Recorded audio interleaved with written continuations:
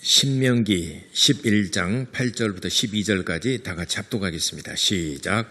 그러므로 너희는 내가 오늘 너희에게 명하는 모든 명령을 지키라. 그리하면 너희가 강성할 것이요 너희가 건너가 차지할 땅에 들어가서 그것을 차지할 것이며 또 여호와께서 너희의 조상들에게 맹세하여 그들과 그들의 후손에게 주리라고 하신 땅 곧 젖과 꿀이 흐르는 땅에서 너희의 날이 장구하리라.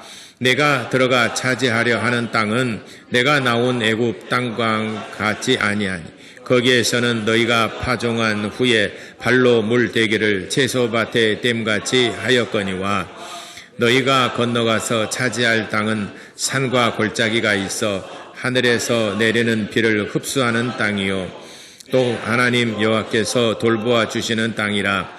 연초부터 연말까지 내 하나님 여호와의 눈이 항상 그 위에 있느니라. 하나님은 복 주시는 분이시다. 두 번 고백하겠습니다. 시작. 하나님은 복 주시는 분이시다. 하나님은 복 주시는 분이시다. 네. 오늘 이 신명기의 이 말씀은 모세가 이제 광야 생활을 다 마치고 이스라엘 백성들이 장차 들어갈 가나안 땅을 바라보면서 그들에게 마지막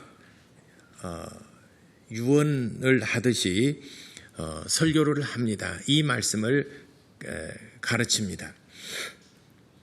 근데 이스라엘 백성들도 그 전에 애굽에서 나왔을 때에 가데스 바네아에서 정탐꾼을 보냈는데 12 정탐꾼들이 이스라엘 지역 곧 가나안 지역을 다 이렇게 정탐해 봤습니다. 그랬더니 보니까 정말 비옥한 땅이더라는 것입니다.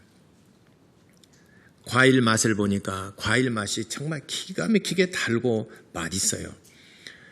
그리고 포도나무에서 포도를 가지고 포도 열매를 운반하는데 두 사람이 어깨에 메고 포도를 운반하는 모습도 봤습니다. 얼마나 비옥한 땅인 줄을 알겠죠. 들어가고 싶어요. 들어가는 마음이 정말 꿀떡 같아요. 그런데 그 지역을 지키고 있는 사람들이 기골이 장대하고 이게 얼마나 그 사람들이 그런 것들을 음식들을 먹고 사니까 얼마나 이 체구들이나 이런 데 좋겠습니까? 예전에 우리나라 그 선조들도 작았죠. 못 먹으니까 다들 왜소하고 작아서 서양 사람들 보면은 아주 기골이 장대하고 막 그 체구들 좋고 그러지 않습니까? 근데 우리나라도 이제 음식이 좋아지고 또 경작을 하고 또 문화가 발전을 하다 보니까 우리나라 그 체구들 또 키도 크고 또 이게 체구도 커지고 그래서 스포츠를 하더라도 외국의 선수들과 겨루어도 이제는 해볼만 하고 그러지 않습니까? 근데 북한의 주민들은 지금도 여전히 기아에 허덕이고 잘 못 먹기 때문에 여전히 전체적인 그 체구들이 좀 작습니다. 그러니까 전통적으로 쭉 내려오면서 젖과 꿀이 흐르는 땅에서 비옥한 땅에서 먹고 자라니까 그들은 기골이 장대하고 또 군사들이 체계적인 훈련을 받고 있으니까 우리들은 이제 막 노예에서 해방이 돼가지고 싸워보자니 이게 정말 싸울 수 없더라는 거죠. 그래서 보고할 때 우리는 스스로 보기에 메뚜기와도 같더이다. 저들은 기골이 장대한데 우리는 스스로 보기에 메뚜기와도 같다. 우리는 차지하고는 싶지만은 그런데 우리가는 도저히 이거는 해볼 수가 없습니다.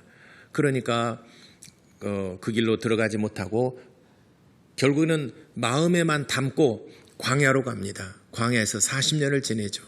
광야의 삶이 얼마나 팍팍하고 얼마나 척박하고 고단하고 힘들고 거기에다가 1년에 한 번씩 이사를 해야지 돼요. 성막을 이전을 하고 성막을 이전하게 되면 우리가 거처하는 곳도 다 같이 함께 이동을 합니다. 40년 동안 약간 40번에 걸쳐서 1년에 한 차례씩 계속해서 이동을 합니다. 그러니까 광야에서 삶이 물이 부족하죠. 그리고 또 매년 이동을 해야 되고 한 곳에 정착하지 못한 이 이스라엘 백성들의 삶이라는 게 얼마나 고단하고 얼마나 힘들었겠습니까? 그런데 이제는 느보산에서 이스라엘 그 하나님이 약속하신 젖과 꿀이 흐르는 가나안 땅을 다 조망을 하면서 보니까 기가 막힌 땅이다 이 말이죠. 이제는 땅을 분배를 하고 그 풍요로운 그 땅의 소산물들을 먹을 수 있고, 이제는 매년 이사 다니지 않아도 되고 한 곳에 정착해서 땅을 기업으로 받고, 그들은 정말 꿈에 부풀어 있었겠죠. 단칸방에 살다가 상하방에서 살다가 갑자기 50평대 되는 무슨 아파트, 조망이 좋고 아주 모든 시설이 다 갖춰지는 아파트로 탁 이사 가려고 보니까는 너무 막 설레이고 너무 흥분이 되고 막 그래요. 그런 상태에 있어요. 그래서 모세가 그런 상황들을 다 조망하면서 이스라엘 백성들에게 고별 설교를 합니다. 모세가 한 120세 정도 됐을 때 이제 할아버지가 되셨죠. 모세 할아버지가 이스라엘 백성들에게 그걸 다 바라보면서 고별 설교를 합니다. 유언과도 같이 고별 설교를 합니다. 그것이 바로 신명기인데, 신명기는 모세 할아버지가 이스라엘 백성들에게 고별 설교를 하는 것입니다. 근데 그 중에서 오늘 한 일부분인데, 너희에게 주리라고 한 땅, 너희가 들어갈 땅은 어떠한 땅이냐 하면은, 너희가 이제는 요단강을 건너가면 그 땅을 차지할 것인데, 이 땅은 너희 조상에게 맹세하여, 아브라함과 이삭과 야곱에게 맹세하여 그들의 후손들에게 주리라고 맹세한 땅인데, 이 땅은 너희가 들어가 보면 알겠지만은 젖과 꿀이 흐르는 땅이다. 9절에 이렇게 비옥한 땅입니다. 젖과 꿀이 흐르는 정말 이렇게 비옥한 땅이라. 그래서 너희가 그곳에서 사는 날이 오랫동안, 장구하리라, 오랫동안 너희가 거기서 평안하게, 이제는 너희가 참 고생했으니까 이제는 거기서 평안하게 살리라. 그런데 한 가지 너희에게 당부할 것이 있는데, 너희가 들어가려고 하는 10절에 너희가 들어가려고 하는 땅은 너희가 애굽에서 나온 땅과 같지 않다. 애굽에서 너희가 살았을 때는 파종을 하거나 이럴 때 그 물을 끌어다가 발로 물대기를 했다. 말하면 그 예전에 그 시골에서 어렸을 때 보면 발로 물을 뿜어서 강에 있는 것이나 저수에 물을 뿜어서 물을 대지 않습니까? 너희가 애굽에 있을 때는 발로 물을 품어서 채소밭에 또 밭작물에 너희가 대서 너희가 농사를 지었지 않느냐. 그러니까 애굽에서는 그 나일강이 엄청난 큰 강입니다. 그래서 메마르지 않은 강입니다. 그래서 나일 농사철이 되게 되면은 나일강에서 발로 물대기를 해서 이제 풍요로운 물을 공급받을 수 있었습니다. 너희가 애굽에서는 저장된 물을, 또 있는 물을 끌어다가 너희가 농사를 지었지만은 11절에 너희가 건너가서 차지할 땅은 산과 골짜기가 많이 있는데 하늘에서 내리는 비를 흡수하는 땅이다라고 그랬어요. 이게 달라요. 땅이 하늘에서 내리는 비를 흡수하는 땅이다.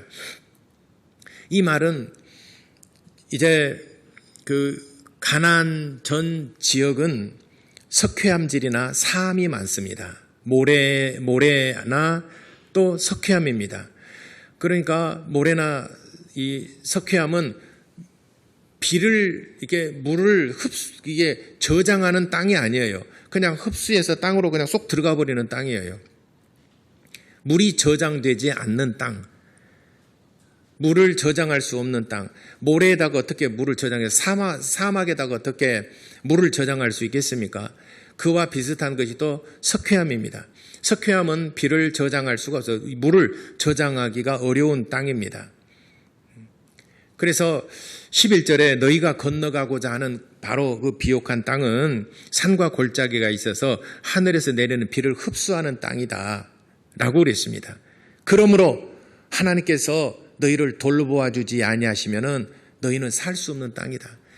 비록 보기에는 젖과 꿀이 흐르는 땅 같지만 하나님께서 연초부터 연말까지 너희를 지켜주지 아니하시면 너희는 살 수 없는 땅이다. 고로 다시 말하자면 결론이 뭡니까?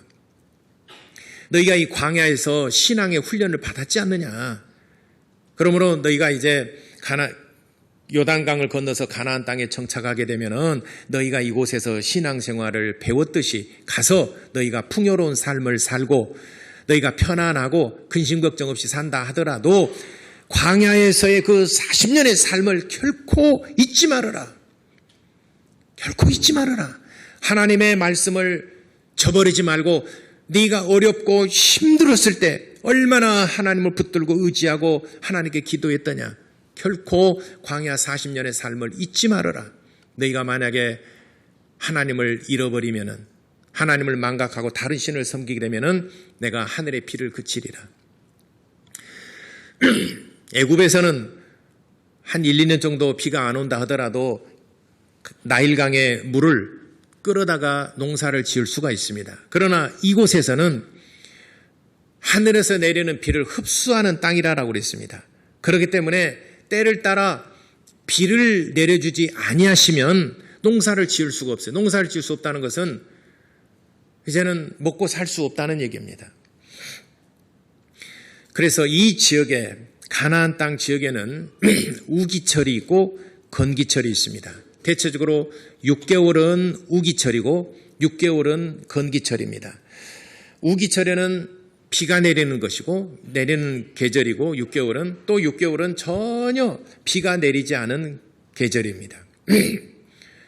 근데 우기철 6개월을 세 등분을 합니다. 첫째는 9월과 10월과 11월 주보에 참고하시기 바랍니다. 중반쯤에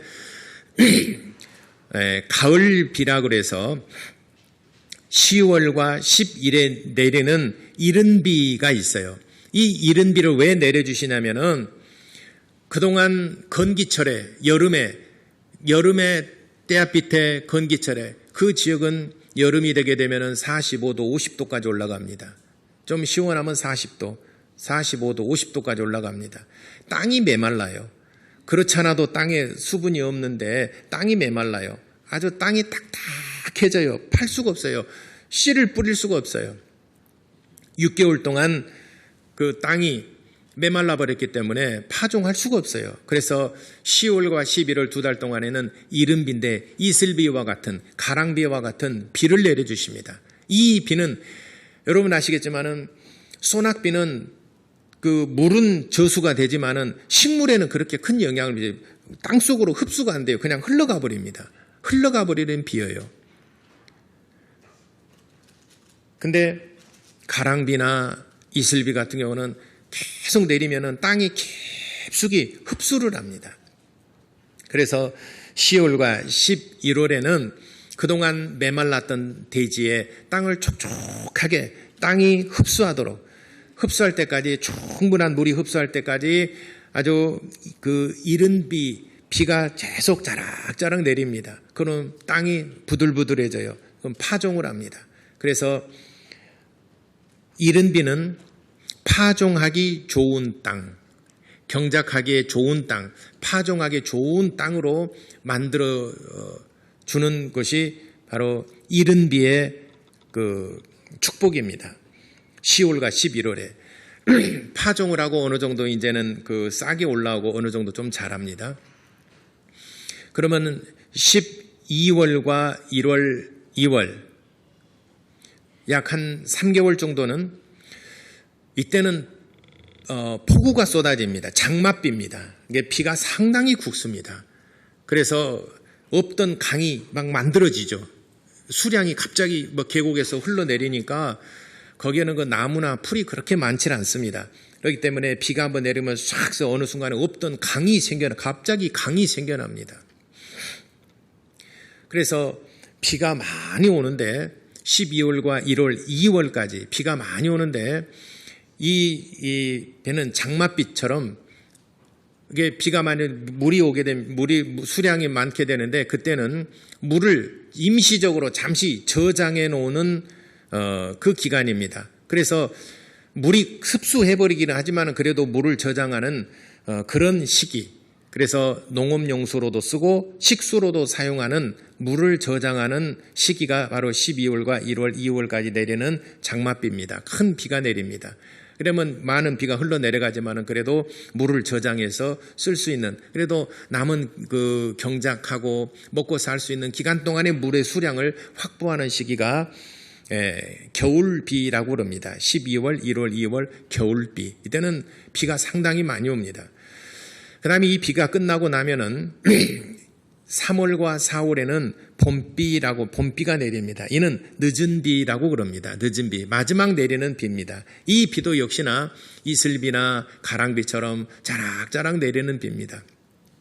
이때 비는 결실하기에 좋은 비를 내립니다. 결실하기 바로 전에, 수확하기 전에 바로 내리는 비가 늦은 비입니다. 3월과 4월에 내리는 비입니다. 지금 그 계절을 말하는 것은 지금 현재 상황을 말합니다. 그러니까 작년 10월과 11월에 이제 이른 비가 내렸고, 12월과 1월, 2월까지 장맛비가 내렸고, 그리고 이제 3월과 4월에는 이제 가랑비가 내리고, 그래서 결실하기 좋은 그런 수분을 공급해 주는 것이 이제 늦은 비입니다. 그래서 이거를 늦은 비. 그래서 하나님께서 이 지역에는 애굽과 같지 아니하고 하늘에서 내리는 비를 흡수하는 땅이라고 그랬습니다. 그러므로 하늘에서 비를 내리지 아니하면은 경작할 수가 없어요. 물이 없으니까 경작할 수가 없습니다. 그래서 너희가 들어가거든 명심해라. 하나님께서 너희를 12절에 돌보아 주시는 땅이라. 내 하나님 여호와께서 돌보아 주시는 땅. 하나님께서 돌보아 주지 아니하시면은 결실할 수 없고 파종할 수도 없고 결실할 수도 없는 땅이라. 그래서 연초부터 연말까지 내 하나님 여호와의 눈이 항상 너희들을 보살필 것이고 너희와 함께 있느니라. 그러므로 하나님을 망각하지 말고 하나님을 잃어버리지 말아라. 잊어버리지 말아라. 늘 하나님께 감사하고 예배하고 하나님을 섬기는 자가 되라. 이거를 모세가 마지막 고별 설교하면서 이스라엘 백성들이 간곡히 부탁하고 말을 했습니다. 그러니까 내가 아무리 열심히 노력한다 하더라도 하늘에서 이른 비를 내려주지 아니하시면은 파종할 수가 없어요. 파종한다는 게 정말 얼마나 척박하고 마른 땅을 파도 물이 없으니까 수분이 없으면은 식물이 자랄 수가 없는 것입니다. 또 늦은 비를 내려주지 아니하시면은 열매가 풍요롭지 못해요. 조금만 하고 수확량이 형편없습니다. 그래서 수확을 많이 하고 또 수확을 해서 정말 좋은 열매들을 많이 얻기 위해서는 늦은 비가 반드시 있어야 됩니다. 그래서 하나님께서 이른 비와 겨울 비와 또 늦은 비의 복을 때를 따라서 너에게 내려주실 것이다. 이렇게 고별설교에서 그들은 아직 가보지 않은 땅인데 하나님께서 모세를 통하여 미리 알려주신 것입니다. 그러니까 내가 할 수 있는 것이지만 내가 할 수 없는 불가항력적인 것이 있어요. 비를 내려주시는 것은 하나님이 주셔야 되는 거예요. 파종하고 거기서 경작하고 애쓰고 힘쓰는 것은 내가 할 일입니다. 근데 또 이른 비를 내려주셨다 하더라도 배짱이처럼 아무 일도 하지 아니하고 파종하지 아니하고 한다면은 나중에 늦은 비가 오더라도 거둘 것이 없어요. 그러니까 우리가 신앙생활할 때도 하나님이 우리에게 복을 주시는 것이고 내가 노력하는 부분이 분명히 있어야 됩니다. 여러분, 그 학생이 공부를 할 때 신앙이 좋은 아이가 기도도 많이 하고 예배도 잘 하고 신앙이 좋은 아이가 공부를 잘할까요? 공부를 열심히 하는 아이가 공부를 잘할까요?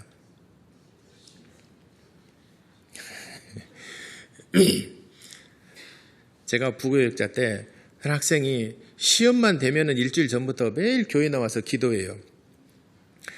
우리는 시험 보면은 시험 들어서 더 안 나오고 공부하는 반인데 이 아는 시험만 보면 더 교회에 나와서 기도하고 그래요. 기도도 한 2시간씩 기도해요. 학생이. 그래서 야, 너 공부는 다 했냐 그랬더니 다 하나님께서 다 알려주실 거예요. 그래서 얘가 진짜 공부나 열심히 하고 기도한 줄 알았어요. 그래서 시험 보고 물어봤어요. 시험 잘 봤냐? 잘 못 봤어요. 너 공부 안 했구나 그랬더니 기도해도 안 된다고. 그러니까 이른 비는 내려줬는데 내가 노력하지 않으면은 거둘 것이 없다니까요. 하나님께서 다 알려주실 거라고 생각했는데 내가 비는 내려주지만 씨는 네가 뿌려라. 그거 아니겠습니까? 내가 너에게 지혜도 주고 똑똑함도 줄 테인데 공부는 네가 해라. 근데 하나님 공부도 하나님 해 주십시오. 지금 그거 아닙니까? 그러니까는 답안지에다가 자기 이름을 쓰잖아요. 네가 알고 있는 것에 대해서 써라 이 말이잖아요. 그러면 답안지에다도 그 이름에다도 하나님 써야 되잖아요. 하나님은 모든 걸 다 아십니다. 그래 하나님은 100점이지만 네는 아는 것이 없으니까 너는 빵점이지 않냐. 그런 얘기잖아요. 네가 아는 걸 써라. 하나님은 물론 다 아신다.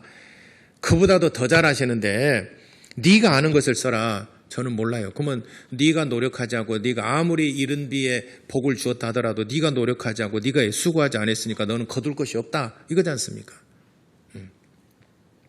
근데 또 우리가 노력하고 열심히 공부도 하고 성적도 좋고 그러는데 늦은 비에 복을 우리가 받지 못하면은 하나님이 안 쓰시면은 일이 잘 안 풀려요. 진짜 고통스러운 겁니다. 그렇죠? 일이 안 풀리면은 정말 고통스럽죠. 여러분 자녀들 양육할 때 아이고 자식들 내 마음대로 안 돼. 여러분 마음대로 하려고 하니까 안 되죠. 그게 되겠습니까? 자식들이 금방 뭔가 될 것 같고 내가 이렇게 진로를 해주면 될 것 같지만은 정말 그 고단한 인생을 사는 사람이 있고 어떤 사람은 했는데 우리가 봉숭아가 터지듯이 톡톡톡 씨가 터지듯이 때를 따라서 뭔가 잘 되고 형통한 사람이 있습니다. 그건 우리가 노력하고 씨를 뿌리고 애쓰고 수고한 것에 대해서 수확하고 거둘 때 하나님께서 그 위에 늦은 비에 복을 주셔야 됩니다. 그래야 늦은 비의 복이 우리가 노후에나 또 우리 다음 세대, 우리 자녀들 후세대에 하나님이 복을 주셔야 형통함이 있고 때를 따라 뭔가 열매를 거두고 기쁨이 넘치고 그로 말미암아 행복할 수 있는 것입니다. 근데 내가 노력은 했는데 하나님이 복을 안 주시면 늦은 비를 안 주시면 결실을 해도 나는 요만큼 기대했는데 최소한 요만큼 기대했는데 거두는 거 보니까 요만큼 얻더라 이 말이죠. 실망스럽죠. 인생의 수고로움이 정말 고단해요. 우리 자녀들을 이렇게 해보려고 그러는데 자녀들 마음대로 안 되고 우리 자녀들이 이렇게 잘 될 줄 알았는데 쥐꼬리만큼 이렇게 되니까는 실망스럽고 너무 힘들고 자녀들도 힘들고 나는 또 고통스럽고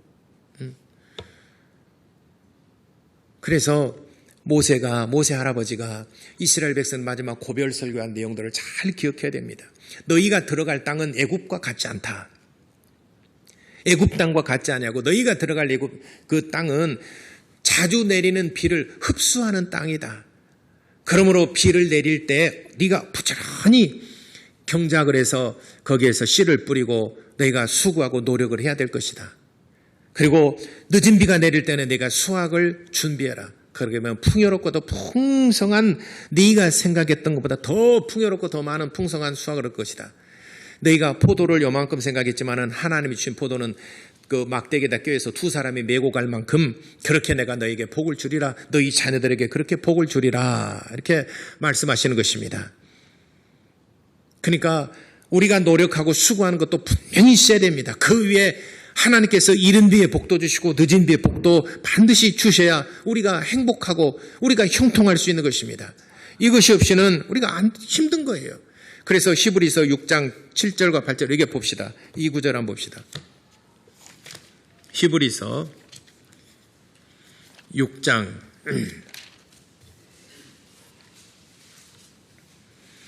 7절과 8절 보겠습니다. 히브리서 6장 7절과 8절 두 절 다 같이 합독하겠습니다. 시작. 땅이 그 위에 자주 내리는 비를 흡수하여 밭가는 자들이 쓰기에 합당한 채소를 내면 하나님께 복을 받고 만일 가시와 엉겅퀴를 내면 버림을 당하고 저주함에 가까워 그 마지막은 불사름이 되리라. 아멘. 땅이 자주 내리는 비, 바로 이제는 이른 비나 또는 늦은 비를 말하겠죠. 특히 여기서는 이른 비를 말할 거예요.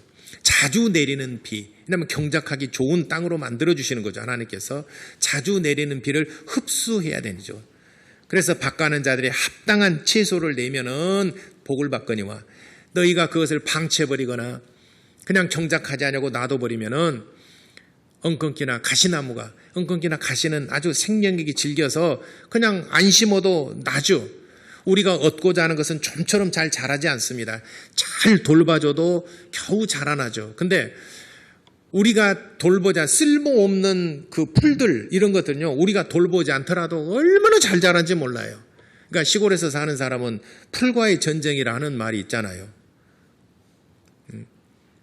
시골에서의 싸움은 풀과의 전쟁이랍니다. 농경지가 있는데 거기 그냥 냅둬버리면 또 경고 나온다면서요. 만약 군청에서 나온 건 모르겠지만 나와서 이거 가라라고 이렇게 하라고 아마 그런가 봐요. 우리 화단에도 쓰잘데기 없는 것들은 안 심어도 잘 자라요. 근데 우리가 얻고자 하는 거 심고 돌보고 해도 병충해도 어찌면 그 벌레가 그것들을 뭔가 모르겠어요. 꼭 우리가 얻고자 하는 거 꼭 탐스럽고 좋게 열매가 잘 꼭 그 벌레도 그걸 먹는더라고요. 우리 신앙생활도 보니까 다 아주 똑같아요. 우리의 마음의 밭에 하나님의 말씀을 잘 심어서 갖고 보려고 그러면은 악한 마귀가 오고 악한 마귀가 그 넘어뜨리려고 열매 맺지 못하게 합니다. 근데 우리의 마음을 방치해버리면은 기도하지 아니하고 예배하지 아니하고 우리의 마음을 그대로 방치해버리면은 잡풀이 자랍니다. 엉겅퀴가 자라고 가시덤불이 자라고 그래서 뱀이 지나다니는 그런 마음의 밭이 됩니다. 쓸모없는 것들은 어쩌면 심지 않아도 어쩌면 잘 자란지 모르겠어요. 그래서 내가 내 마음에다가 좋은 것을 심었는데 좋은 것들을 심었는데 어찌하여 이렇게 엉겅퀴나 가시덤불 이런 것들이 가라지가 나나이까 라고 물었어요. 그랬더니 너희가 졸며 잘 때 악한 자가 와서 뿌려버렸느니라. 곧 우리가 신앙생활을 잠시 등한히 할 때 예배 한번 뺀다고 뭐 믿겠어. 바로 그럴 때 잠깐 아차하는 순간에 틈을 보이는 순간에 악한 자가 와서 마음에다 씨를 뿌리고 딱 가버렸어요. 우리는 모르죠. 악한 자가 와서 밤에 우리가 졸며 잘 때 씨를 뿌리고 가버렸다라고 성경에 말씀하셨으니까. 언젠가 보니까 그 악한 것들이 막 자라나요. 다른 사람은 말할 때도 한 번 좀 다녀. 괜찮아. 매주 예배 드리는데 한 번 한다고 그게 그렇게 해서 그러나 가라지를 뿌리고 악한 자가 가라지를 뿌리고 가버리면 그것이 점점 자라나고 난 다음에는 걷잡을 수 없는 것이죠. 우리의 신앙생활도 그러므로 이제 자주 내리는 비를 흡수해야지만이 흡수해서 그래서 밭가는 자들의 합당한 채소를 낼 수 있도록 자주 내리는 비를 흡수를 해야 됩니다. 만일 그렇지 않으면은 가시덤불과 엉겅퀴가 나서 그를 괴롭게 한다는 것입니다. 자주 내리는 비를 흡수한다는 말은 여러분들이 매주 기도하고 말씀을 묵상하고 하나님께 예배하는 삶을 말하는 것입니다. 매일 기도하고 매일 하나님 말씀 묵상하고 매주 하나님 앞에 예배를 드리고 그래서 매주 자주 내리는 비 여러분 심령에 이른 비의 축복과 늦은 비의 축복이 내리도록 자주 내리는 비를 흡수하여 밭가는 자들의 합당한 열매를 맺을 수 있도록 채소를 낼 수 있도록 여러분들이 수고해야 되지 않겠는가? 아무리 폭우가 아무리 비가 많이 와도 뚜껑을 딱 닫아놓고 놔두게 되면은 한 방울도 이 안에 들어가지 않습니다. 여러분 마음을 닫아버리고 여러분들이 이거를 마음이 열지 않으면은 아무리 이른 비에 복이 있다더라도 이른 비에 복이 여러분들을 비껴갑니다. 결실하게 좋은 늦은 비에 비가 내린다 하더라도 그 축복은 여러분들을 비껴갈 것입니다. 그러므로 내가 수고하고 내가 애쓰고 내가 노력한 것 위에 하나님이 이른 비와 늦은 비의 복을 내려주시도록 여러분들이 영육간에 여러분들의 수고와 여러분들의 노력 위에 하나님의 복이 임하게 되기를 예수 이름으로 축원합니다. 이것을 위해 우리가 애쓰고 수고하고 힘쓰는 신앙생활을 해야 되는 것입니다. 목자들은 아까 학생이 얘기했지만은 내가 기도하면은 뭔가 시험 잘 볼 것 같고 하나님 다 가르쳐 줄 것 같고 내가 찍으면은 하나님께서 손을 그거 아니야 2번으로 가라 하나님 이렇게 하라 하나 내렸어라 해서 막 하나님이 우리를 막 자동으로 해주시는 것 같지만은 절대로 그렇게 되지 않습니다. 그러므로 내가 수고하는 이 노력 위에 애쓴 것 위에 하나님께서 복을 이른 비와 늦은 비 복을 주셔야 형통하고 결실할 때 기쁨이 있는 것입니다. 노력하고 수고하고 뭔가를 자라나긴 한 것 같지만은 수확하는 것이 없으면은 그 기쁨은 없고 행복이 없는 겁니다. 그래서 인생이 참 고단하다, 힘들다. 내가 수고하여 심었고 결실했지만은 이웃 사람이 따가고 악한 자들이 와서 다 나를 결박하고 다 가져가 버리니 내 인생이 얼마나 피곤하고 내 인생이 얼마나 힘든가. 여러분들의 인생이 결실할 때 결실하고 또 여러분들이 거둘 때 정말 풍성한 복을 거두어서 여러분 인생이 정말 행복하려면 하나님을 더 의지하고 하나님을 섬기시기를 바랍니다.